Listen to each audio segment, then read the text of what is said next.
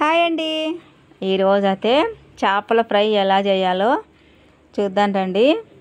First మనము చేపలు శుభ్రంగా ఉప్పేసి కడుక్కొని, అలాగే దాంట్లో ఉప్పు, కారం, పసుపు, మసాలా ఫస్టే మనము బాగా ముక్కలకి పట్టేలాగా కలుపుకోవాలండి. వేసి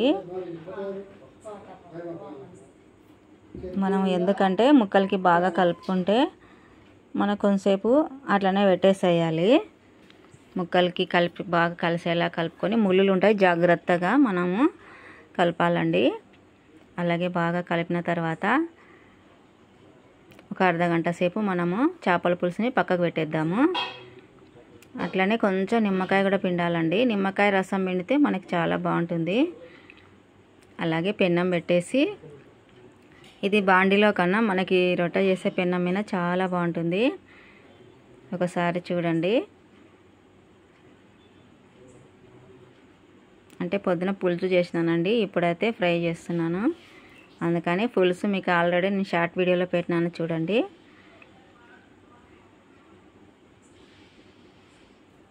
మనం ఇప్పుడు ఉప్పు కారం కలుపుకున్న చేపల్ని మనం పెన్నం మీద పెట్టి వేయించుకుందామండి.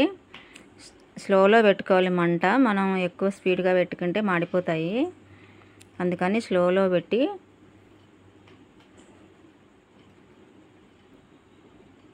మనం రెండు సైడ్లు బాగా కాలేలాగా ఫ్రై చేసుకోవాలండి.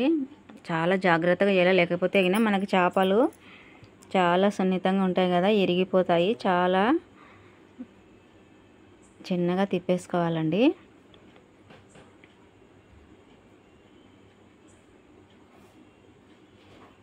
అలాగే చేపల ఫ్రై తర్వాత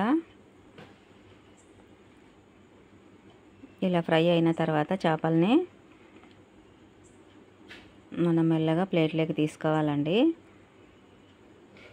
ఉప్పు కారం వేసినాం కదా, చాలా అంటే చాలా టేస్టీగా ఉంటుంది. చేపల పులుసు కూడా చాలా టేస్టీగా ఉందండి. అలాగే చేపల ఫ్రై కూడా చాలా అంటే చాలా బాగా వచ్చింది. చేపల ఫ్రై ఎవరెవరికి ఇష్టమో కామెంట్ చేయండి.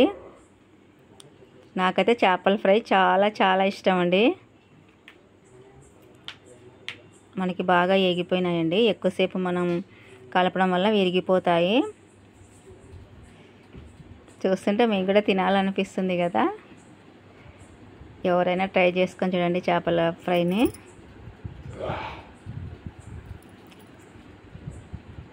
చేపల ఫ్రై అయితే రెడీ అయిపోయింది.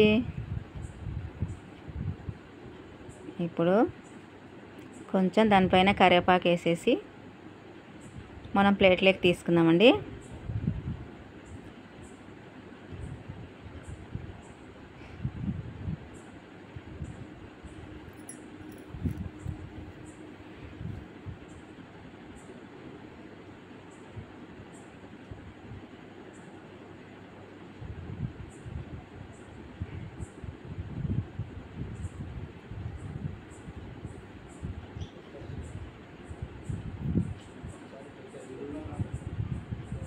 అలాగే మనకి స్లోలో పెట్టి చేసినాం కదండి. చూసారా ఎంత బాగా ఫ్రై అయిందో, మనకి ఎక్కడ పచ్చిగా లేదు.